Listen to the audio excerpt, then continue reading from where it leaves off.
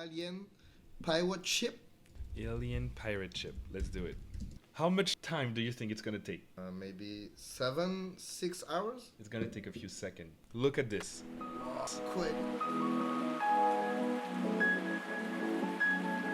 Pablo Picasso once said, "Every child is an artist. The problem is how to remain an artist once we grow up."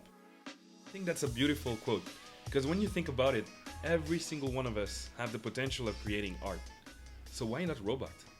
2 weeks ago, I finally got access to the beta for Midjourney. Midjourney is an AI like Google Imagen, Dall-E from OpenAI, Wombo Dreams on iPhone, and finally Disco Diffusion, which you might have seen a lot of people posting on social medias. The thing is, Midjourney is a little bit different, because with Midjourney, you're interacting with the tool via a chatbot on Discord, which makes the conversation completely different, and the way of thinking, the way of generating art is not anymore through brushes or pencil, but through words, and your skills are measured by your vocabulary and your lexical fields knowledge.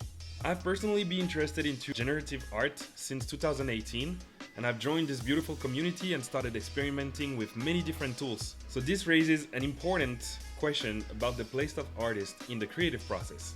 Before, we used to spend a lot of time on research, on experimentation, and it's very costly. Now we can completely cut in this cost and in the time that we spend in those different parts of the process and reinvest it where it matters. AI basically allows us to expand on our ideation process, to make our workflow a little bit more fluid, and to have more chances at experimentation.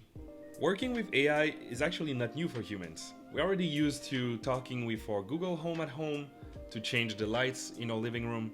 We see it in tools like Photoshop, video editing software that are using post-processing mechanism and algorithm that are powered by machine learning. We might interact with different level of AIs in different industries, and it's basically everywhere. The age of co-creation with machine has begun. But now let's go back to Midjourney. I can't really show you the interface right now. No, I'm kidding. I'm actually gonna show you exactly a live demo at the end of this video, and we'll try together a prompt so that you can understand better how you actually work with this tool. One thing that is very interesting about the prompts is that you can actually add variables and parameters to make your prompt a little bit more descriptive and get exactly what you want in the output.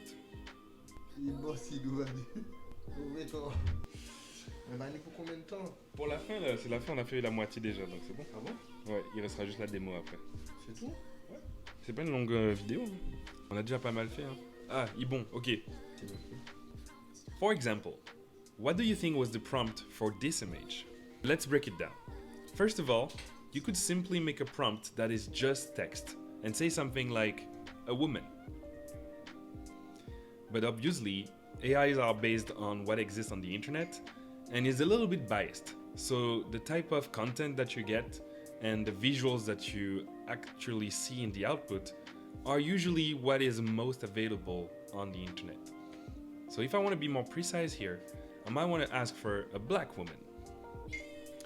And then I can add little adjectives like a tall black woman.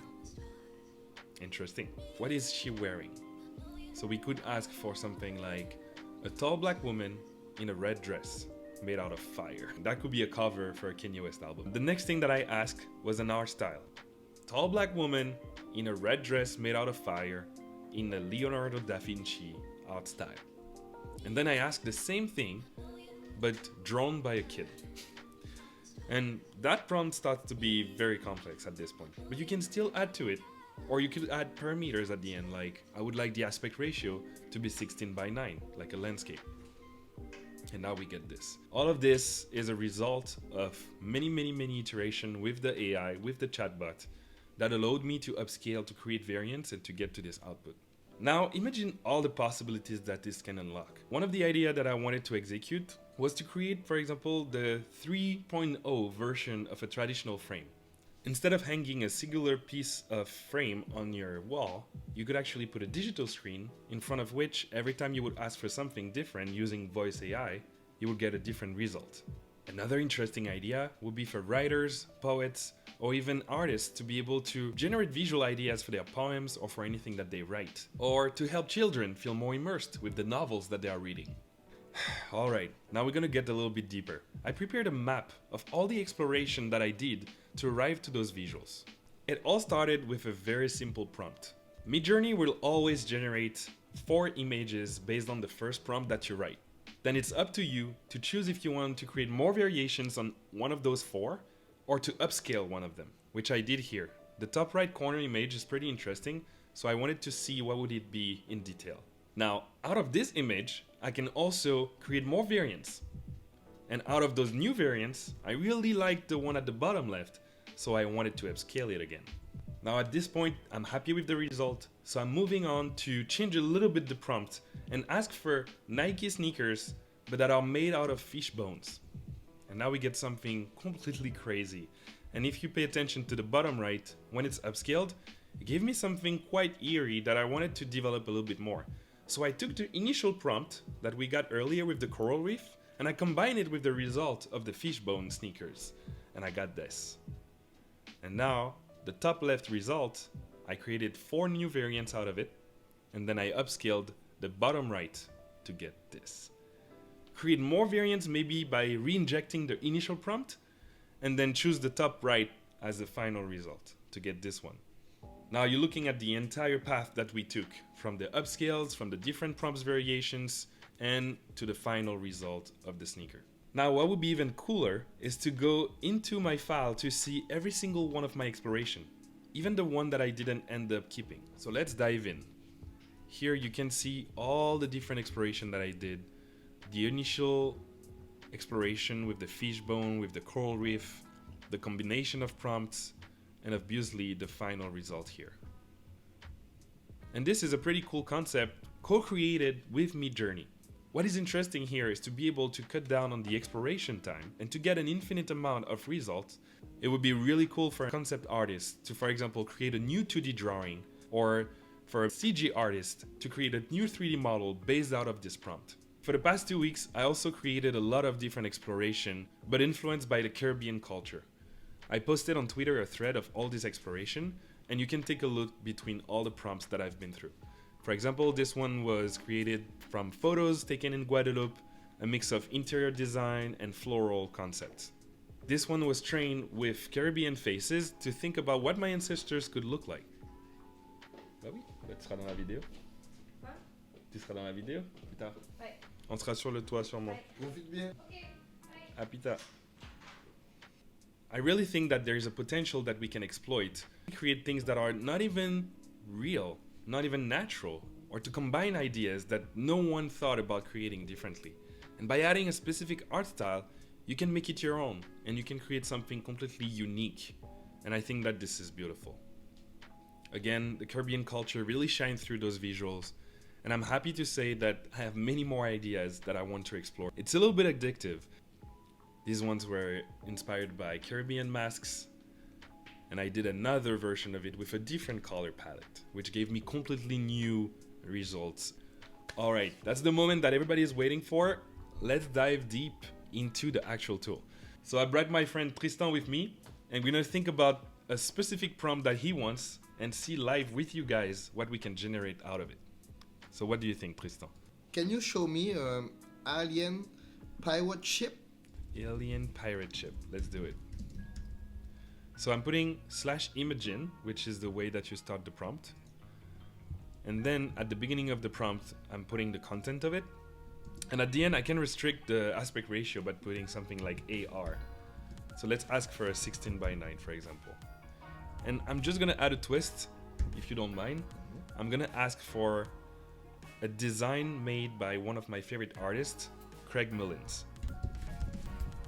You can go on midjourney.com and have access publicly to every single person that play with the tool, so you can get inspired by other artists. It's completely open.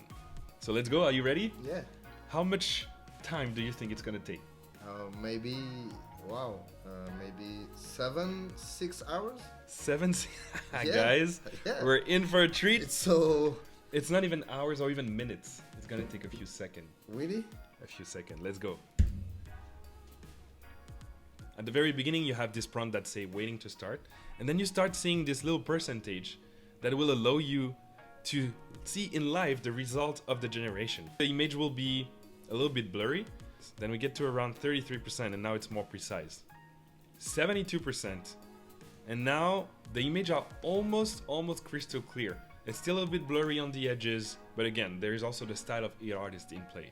Around 95% we're almost done. And what's interesting is that to generate this very quickly, Midjourney actually shows you 4 images, but they are not upscaled yet. So you can choose to dive deeper in one of the results. And this is the interface that they give you to do that. U means upscale and V means variation. This little button here allows you to relaunch again a new search with the same prompt. So Tristan, which one do you like? 1, 2, 3, or 4? This one. The number 1? Yeah. Alright, so we're gonna try to upscale number 1. The upscale takes a little bit more time. But what's crazy with Midjourney is that while it's upscaling the first image, I can also ask for variants. So I want to see more of V1 with the same style but influenced by that particular image. What? So we are just at 50% and the first images started to look pretty cool. Incredible. Yeah, incredible. Plus you get the variation at the bottom. So the variations are already ready. Look at this. Wow. 4 alien pirate ships. Incredible, man. I think that we can actually have so much fun with things that are a little bit sci-fi. I like to do this. I like to use this tool for world building. Imagine the potential. I can start to visualize those stories, and then I can bring this to a concept artist or myself and add my own visual on top of it. You know, composition, the lighting, the colors you should use. So using this tool, cut this part of the process, and we get this. So let's go with something a little bit more crazy this time. What would you say? Watermelon with cloud texture. Let's go. So imagine, again, prompt, a watermelon with cloud texture. This one's gonna be crazy, so I'm not gonna specify any art style. We're gonna see what happens, and I'm gonna accelerate the video just to show you the result, obviously. This is what we got when we asked for a cloud texture on watermelon. Incredible. It's pretty crazy. So I asked to upscale each of those images just for fun. So it's running in the background as we speak, but you can already see how you can get something quite interesting, even with a simple prompt. I want to see how people use that. I want to see what you do with it. Maybe if you have suggestion for a prompt I should use. So you can go to midjourney.com, and if you sign in with your Discord once you have applied for the beta, you basically have access to the gallery of all the different prompts that I've used recently. It's going to be a new way for us to move from artists to art directors and to move to more prompt-based AI, co-creating with the tool. Another thing on the website is that you can have access to styles and artists to inspire yourself for your own prompts. And obviously you can go to your plan and change your subscription. Right now, I was a little bit limited by the 200 images per month. Actually, I hit that limit in one day. So right now I'm paying $30 USD per month to get an infinite amount of personal use. The only thing is, you know, at some point the server is quite lagging because a lot of people are getting access. So sometimes you have to be a little bit more patient with the results, but it's still a restricted beta. I think that when this tool is released, imagine this being in your phone. Imagine what you could do if you had access to this prompt on your own phone to be able to generate visuals on the go. So thank you again for following the video. Thank you so much. Feel free to share with people. And if you want more details, look in the description. I actually created this video out of an article that I'm publishing, and I hope that you can find this interesting, inspiring. So have a good day. See you on the next one.